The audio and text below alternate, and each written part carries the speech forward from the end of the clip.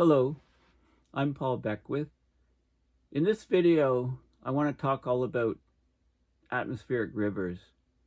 You can think of atmospheric rivers as basically fingers of moisture in the atmosphere that extend to very, very high latitudes, either in the northern hemisphere or southern hemisphere. These they're called rivers because they have extremely high water moisture content, either in water vapor or in clouds. And there's lots of heat stored in these things. So when they extend from the warmer regions closer to the equator, then when they extend into the far northern polar regions, whether it be in the northern hemisphere or southern hemisphere, then they also, not only do they bring moisture, but they also bring lots of heat. So these atmospheric river, this phenomena, I've done some previous videos on this.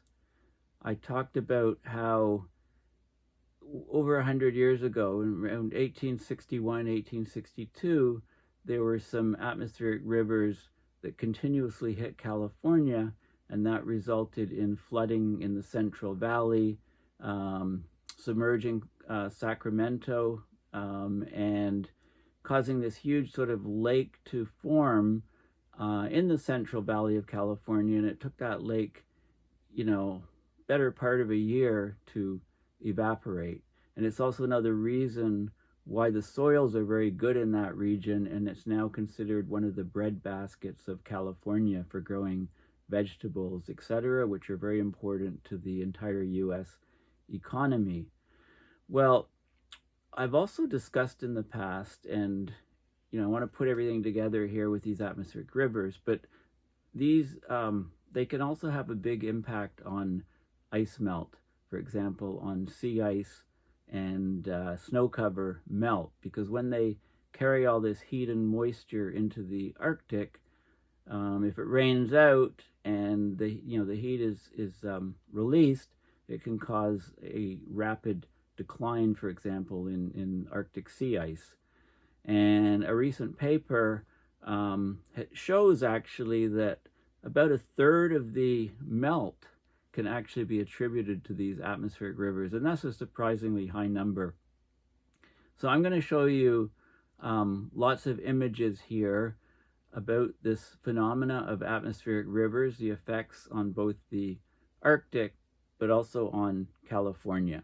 So let me get right to the images on my computer. Okay, let me just lock the screen here. Okay, so this is a Earth Null School image, and what you see is the date is December 26th of 2022. You're looking at the air, the wind, and the surface total precipitable water, TPW, total precipitable water. And what you can see here is, you can notice a couple things. You can see these fingers extending into the southern hemisphere, also into the northern hemisphere, up towards the Arctic. But I want to point out here, this circulation, which is bringing lots of moisture, lots of water over into the west coast of the U.S., so over into California. So this is the whole idea of the atmospheric river. And I'll go into these Earth Null School images in more detail. Here's another image where what's quite interesting is, on early 2023, you can see them hitting California here, and also going high up into the Arctic here, also going fairly far south near the Antarctica Peninsula here. So you can see the blue regions hitting almost reaching the Antarctic coast. So we know that the Arctic sea ice is not doing well right now. It's winter, it's not forming that thickly, that well, and we've got record lows in Antarctica, and I'll show you those images and relate them to atmospheric rivers. So this is my Twitter page at Paul H. Beckwith. Please follow me on Twitter if you don't already do so. And I just retweeted Jeff Berardelli's tweet, the weather prof. Atmospheric rivers entering the Arctic can really wipe out Arctic sea ice. So he says, he gave a quote from this article, using satellite observations and climate model simulations. The scientists found in this recent paper that human-induced warming has increased the rate of atmospheric river storms in the Arctic. So I tweeted this link out, and this is the link here. Okay, so this is the article. It's from the Columbia Climate School, the Lamont Dougherty Earth Observatory, Columbia University in the city of New York. So more frequent atmospheric rivers are hindering the recovery of Arctic sea ice. These giant trains of warm, moist air, the atmospheric rivers, are playing havoc with Arctic sea ice during the season when it should be recovering from summer melting, i.e. now in the winter. The Arctic is rapidly losing sea ice even during winter months when temperatures are below freezing and the ice should be recovering from the summer melt. So this new study in Nature Climate Change, it's found that powerful storm systems called atmospheric rivers are partly responsible. The study finds they are increasingly reaching the Arctic in winter, slowing sea ice recovery and accounting for 1/3 of all winter sea ice decline. So this is the key finding. The sea ice should be growing in the winter, and it generally is, but there are factors that cause it to decline in the winter, such as these atmospheric rivers, and about 1/3 of all the winter sea ice decline during that period is due to atmospheric rivers reaching up into the Arctic. This is also happening in Antarctica, which is not discussed in this article or paper, but I will show you some of the evidence from Earth Null School. Arctic sea ice decline is among the most obvious evidence of global warming from the past several decades.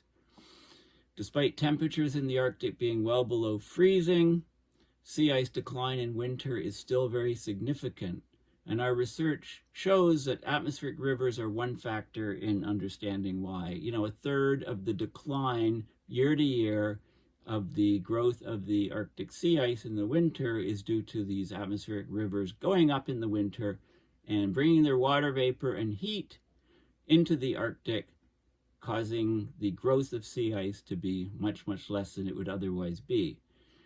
So we've got large amounts of water vapor in narrow ribbon-like storm systems that can stretch for 1,000 miles and produce extreme rainfall and flooding when they make landfall. These storms regularly impact mid-latitude coastal regions like California, where atmospheric river events in January dropped huge amounts of rain just last month, resulting in catastrophic flooding. Human-induced warming has increased the rate of atmospheric river storms in the Arctic. And there's also one major mode of natural climate variability, the so-called IPO, or interdecadal Pacific Oscillation, that's contributed in recent years to these atmospheric river changes, i.e. getting more of them, and more of them are hitting land. These effects are particularly evident during the winter ice growing season. The Barents and Kara Seas off the northern coasts of Norway and Russia. These areas are some of the areas that become ice-free in the summer because most quickly, because the ice just doesn't regrow, that much in the winter. We often think that Arctic sea ice decline is a gradual process. Nope, think again. This study is important because it finds that sea ice decline is due to episodic extreme weather events, which have occurred more frequently in recent decades, partly due to global warming. Warm moisture carried by these atmospheric river storms, it increases downward long-wave radiation. So the water vapor in the atmosphere reflects the heat coming from the surface. The surface is heated up by the sunlight, the shortwave radiation that long-wave radiation or heat is trapped or reflected back by the water vapor in the air and from these atmospheric rivers. So the downward long-wave radiation is greatly enhanced. There's also rain instead of snow. So the thin, fragile ice cover that normally regrows during the winter months are melted out. Sea ice retreat happens almost immediately following atmospheric river storms. This study saw the retreat persisted for up to 10 days. And what I did is I kind of worked backwards. So I went to the National Snow and Ice Data Center. I got the trend lines for the Arctic sea ice and for the Antarctic sea ice. I looked for when there were dips in the ice growth specifically, and then I went on and looked at the atmospheric rivers that were occurring and found out that those dips in the trend lines correspond often, almost always they correspond to these atmospheric rivers. So you can actually see them in the graph of showing the extent or area or concentration of sea ice. You can just pick it right off from the data.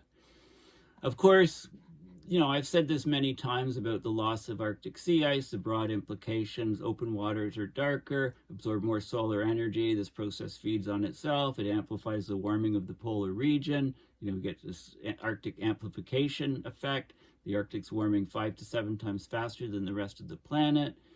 These ice-free waters may open up new, more direct shipping routes, access to minerals and other resources, but they will trigger international geopolitical struggles, not to mention affecting the ocean circulation patterns by the freshwater hosing effect in the salty ocean. The rapid loss of sea ice causes more erosion, wave action of Arctic coastlines, disturbs global weather patterns, right? We get all the extreme weather events. So this study, together with other work that noted the presence of atmospheric rivers in the tropics, highlights that these atmospheric rivers are a global phenomena and have a huge impact on what is happening. And also, they are changing with climate change, of course, but also the climate effect on the ENSO, the El Nino, La Nina patterns also affect atmospheric rivers. So this is a paper that sort of triggered me thinking about this. So this is the paper, More Frequent Atmospheric Rivers Slow the Seasonal Recovery of Arctic Sea Ice. So it doesn't grow as much in the winter. Now, I didn't get the PDF of this yet, but what I did is I found the author is Ming-Feng Ting, and there's an email, so I emailed her and asked for a copy of the PDF. So I was very interested in the recent paper out on atmospheric rivers. So the author is able to, if an article is behind a paywall, normally you can email the author and get a paper sent. So if I get that soon, I'll do another separate video on it, on the details. But basically, Arctic sea ice coverage has undergone drastic declines in winter in recent decades. And this is when the sea ice is expected to recover following the melting season. It's unclear to what extent atmospheric processes such as atmospheric rivers, which are intense corridors of moisture transport, contribute to this reduced recovery of sea ice in the winter. So what they did is they looked at ARs, they looked at observations and climate model simulations. They found more and more Arctic rivers were occurring in early winter over the Barents-Kara Sea and the central Arctic. Between 1979 and 2021, big uptick. The moisture carried by more frequent atmospheric rivers, it's intensified the surface downward long-wave radiation and rainfall. So it's caused stronger melting of the thin, fragile ice cover. It slowed the seasonal recovery of sea ice, accounting for more than a third, 34% of the sea ice cover decline in the Barents-Kara Seas and central Arctic is due to these atmospheric rivers. So this is a huge finding of this paper. Again, this was the lead author. Okay, what else is atmospheric rivers doing? Well, the flooding in California I mentioned. So these are precipitation totals. 10-day, I think it says 10, it's from December 26th to January 10th. Okay, so that looks more like, that's 16 days maybe, it says. 14 inches downtown San Francisco, 13 inches almost in Oakland, Santa Barbara 12 inches. This is in California. Total precipitation. You can see the precipitation accumulation here and here. Sacramento's right in the middle. Okay, they've been battered by storm after storm in California. Intense flooding. Okay, these floods are due to recurrent waves of atmospheric rivers that typically lead to very high rainfall. They're not unusual for California, but there's a lot of them hitting on and on and on. And there's modeling by the U.S. Geological Survey that predicted a devastating scenario like we're seeing now. The projections are based on the storms that caused disastrous floods in California in 1861 to 1862. There's sedimentary evidence from the soils that show that this happens in California about every 250 years. The question is, maybe more frequent because of climate change. Now, the El Nino, La Nina affects these atmospheric rivers. These are the climate patterns in the Pacific Ocean, ENSO. They can influence where these atmospheric rivers make landfall and how frequently they make landfall. So atmospheric rivers are born in the warm waters of the tropical Pacific. During the La Nina phase, right, the warm part of the oceans at the tropics are in the western Pacific. So that's where the atmospheric rivers are born, and they make landfall in the northern part of the U.S. West Coast. But during an El Nino phase, the warm water shifts across the ocean towards, that's the whole thing. It slurps across the ocean. So the atmospheric rivers are more likely to be born in the central or eastern Pacific, so they make landfall in southern and central California. As the Pacific transitions from La Nina to El Nino, right, about mid-year, mid-2023, the transition will happen, and we all need to be concerned about what happens in the next El Nino. If it's a super El Nino, then we'll get super huge amounts of warming, maybe exceed 1.5 Celsius for the whole year, maybe in 2024. But anyway, that's another story. So the birth locations and the landfall locations can shift. So one gets this sequence of events that can cover different parts of California. This is critical for flooding, because if we get several such storms spaced a few days apart from similar birth locations, then we can, we run into huge problems. The U.S. Geological Survey modeling in past disasters made it clear that this type of weather was possible. Local agencies should be prepared. Okay, so there's a gap between the science and decision making. How do we translate the forecasts of the heavy precipitation into an actionable form? How do we tie in standard operating procedures before a disaster occurs, understanding that the forecasts aren't perfect, but making it so that action can be taken, right? So it has to be sort of, it's the disasters, it depends on the human response or lack of response. Okay, there's no atmospheric river preparedness action. Okay, that has to change. And of course, the Southwest has been in a severe mega drought for 2 decades, so it's possible that these dry conditions contributed to California's deadly floods, because if you have very dry soil and it's raining, the water cannot be absorbed as quickly, so it amplifies the flooding on surface runoff. Okay, now also wildfires exacerbate the problem because they remove trees and leave behind exposed soil, so there's an increased risk of landslides. Okay, so all this is going on, and of course climate change is playing a huge role in this seemingly endless parade of storms that marched across California in January. Extreme precipitation is getting more frequent with warmer climate in many regions. A recent study suggests that climate change is increasing the frequency and magnitude of such storm sequences that impact California. Okay, so basically You know, and it's interesting. They're looking at the Columbia Water Center. They're looking, or they explored whether they could actually steer atmospheric rivers by nudging them with small amounts of energy. This is at the source. The basic idea is that the system is chaotic, so it's very sensitive to small perturbations. So if you nudge it at just the right time and place, then the ultimate landfall location could be changed significantly. So if successful, one could steer an atmospheric river away from a place that's likely to be flooded to a place that is in drought. So it's just, you know, concepts right now. Climate impacts are becoming increasingly common and increasingly complicated. They're piling on top of each other in both time and space. So disaster resilience, preparedness, and response need to adapt. We need to plan for extreme events to be the norm. Okay, so that's the article. So let's move on here. So the mega drought, okay, of course, in the Southwest, it's the worst in at least 1,200 years. You know, it's going back to 800 AD to find a worse drought. Okay, there's a study last year that kind of showed that. So just pointing out that the drought is still a real thing going on.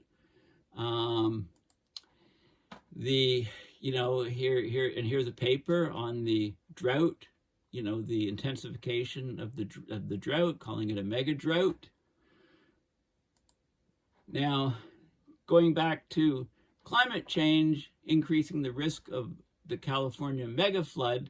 Okay, this article is from a while ago, and I think I actually covered this in a previous video, but I'm just bringing it up here because it shows you they have something called ARk scenarios, ARk history, historical climate, and ARk future. So they use these to model these atmospheric rivers, so you can see, you know, where they head and how much rain they bring. I'm just going quickly over this. So the regions where, you know, you can expect vast amounts of rain in California, and how much water and where the water would pool, et cetera, et cetera. So there's all of these scenarios, and this paper is open source, so you can access this paper. Just check out the title.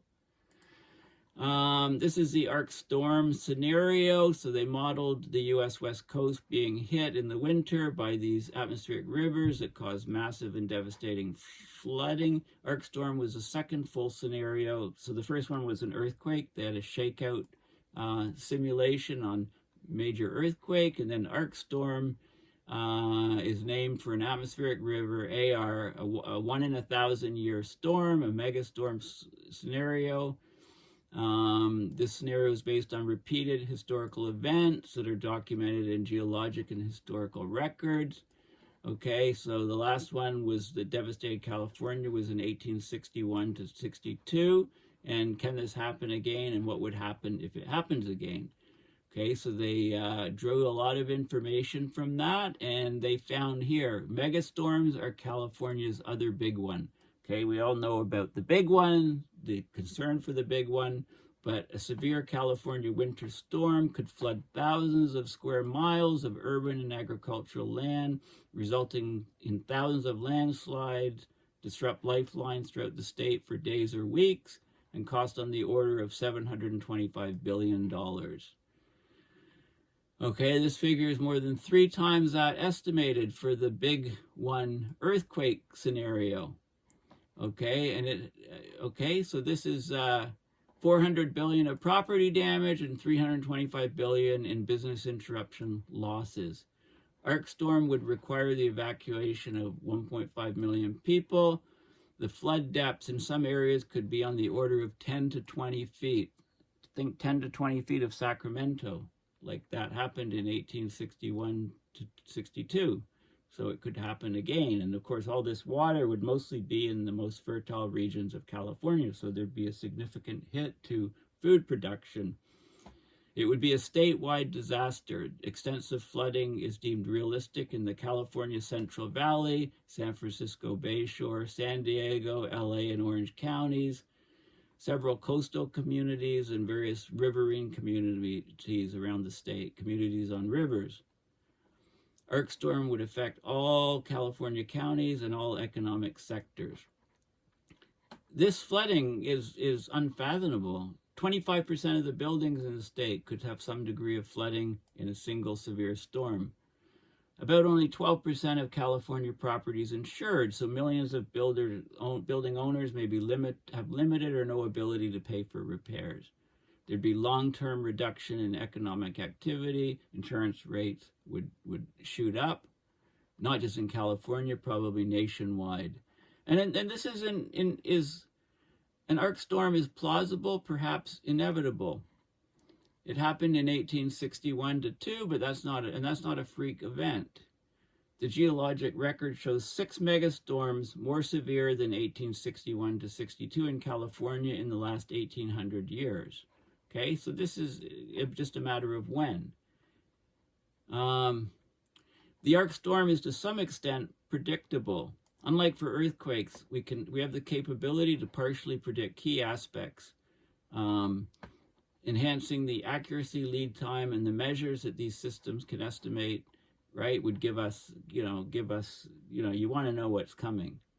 But California flood protection is not designed for an ARkStorm-like event. Planning for ARkStorms would complement planning for earthquakes, okay? So there's this whole website here, which is great, the ARkStorm scenario. Just, have a look at it, especially if you live in California. And there's a 200-page report that was done about a decade ago on overviewing the ARkStorm setup. So, I'm not going to go into the details.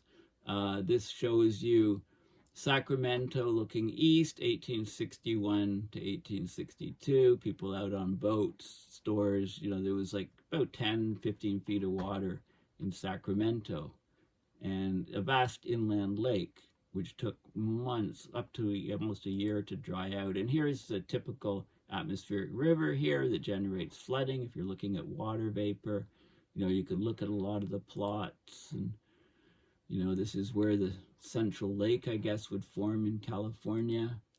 Blue areas indicate ARkStorm flooding as projected by models. So here you can see where, you'd have all these inland lake systems in California temporarily, maybe for up to a year. And it goes on and on, okay? There's all kinds of more details, the different landslide susceptibilities, high risk, low risk, etc. Okay, so there's loads of stuff there. Well, let's have a look at some of the data here. So this is Earth Null School. This is looking at total cloud water, and this was towards the end of 2022 when, lots of water was dumped on California. This was ongoing for about a month.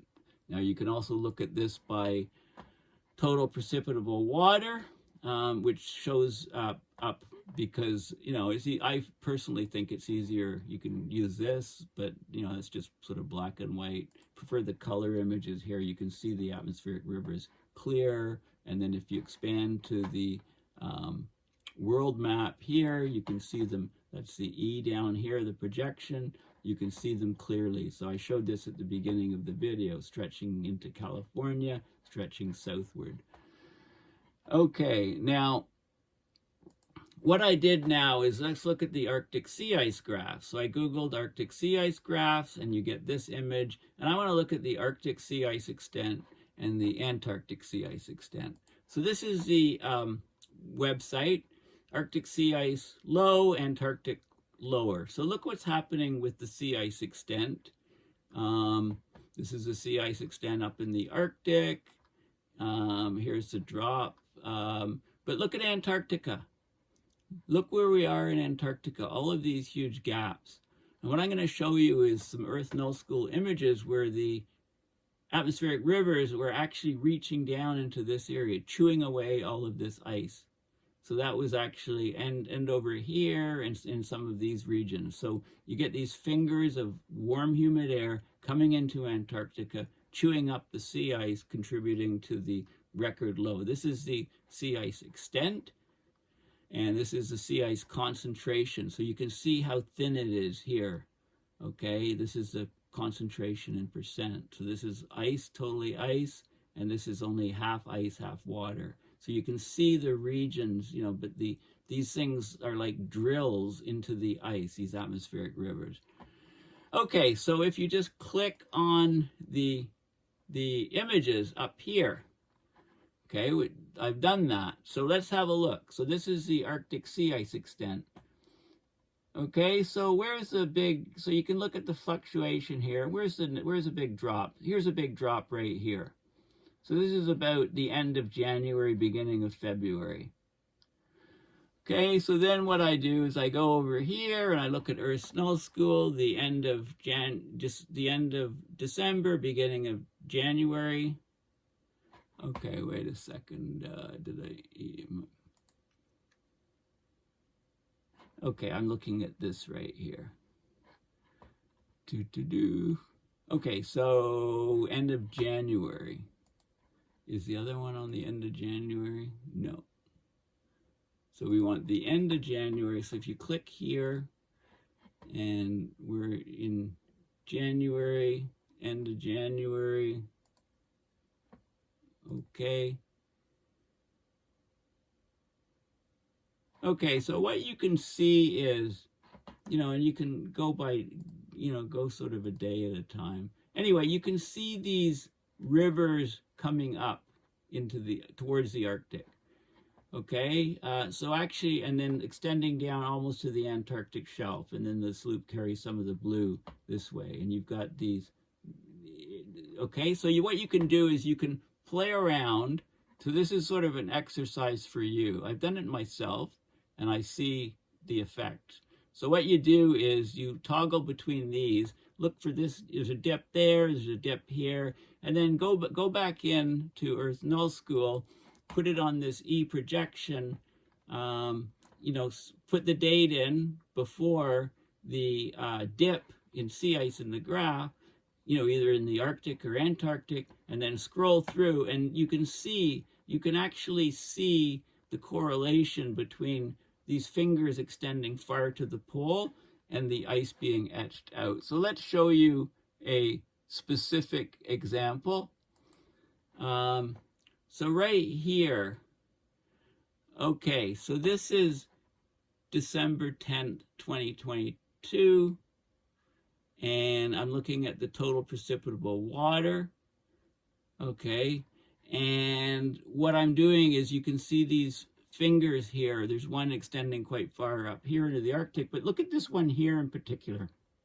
You get this strong atmospheric river coming down, and it's beating against the shoreline of Antarctica, just to the side of the Antarctic Peninsula. There's the bay here, and it's beating down here, and then there's another one here, just at the, you know, it's getting close to where this bay is. So now if we go back here, and let's go scroll along. So this is what the sea ice looks like. Let me go to the concentration. So click along right here, sea ice concentration, February 9th, 2023. So it's up to date. And look at that. There's no sea ice here. And there's no sea ice here. There's all of these gaps. This is not normally this bad. Okay, and this is the exact area here and the exact area here where you can see these atmospheric rivers bringing down.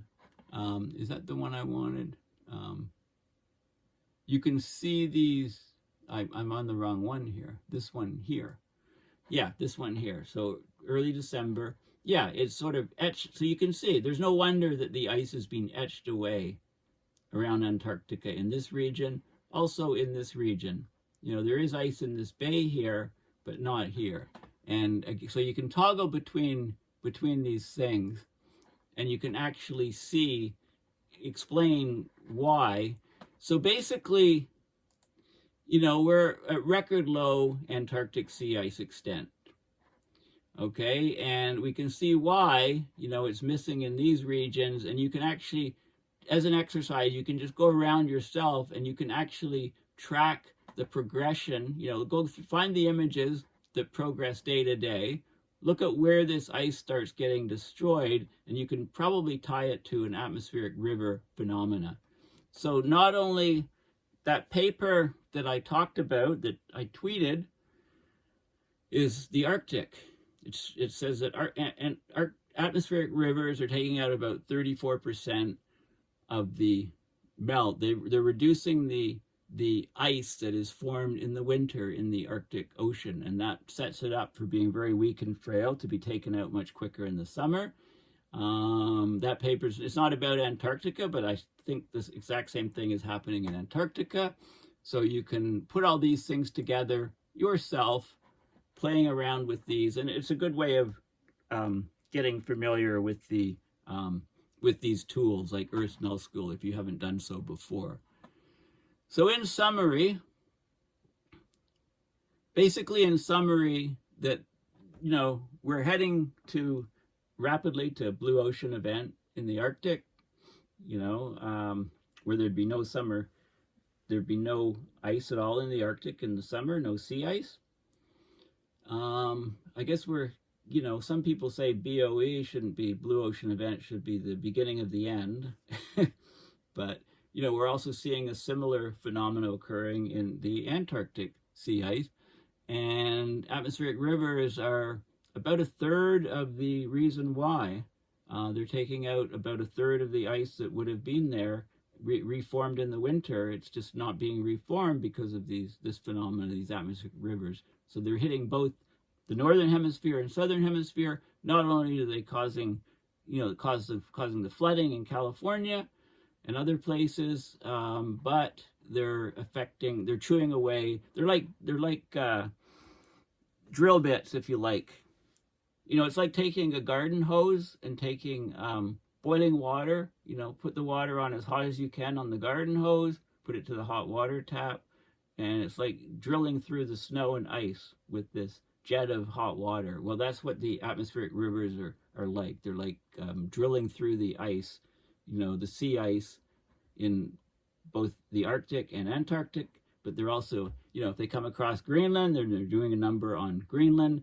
Not only that, but the water vapor and the heat that is carried up there, the water vapor is increasing the downwelling long-wave radiation and causing even more melt on the surface. Okay, so thank you for listening. And as I said at the beginning, once I actually emailed the author, and I haven't heard back yet, but I'm trying to get a hold of that paper. So if you do have a copy of the PDF of this paper, right, of this guy,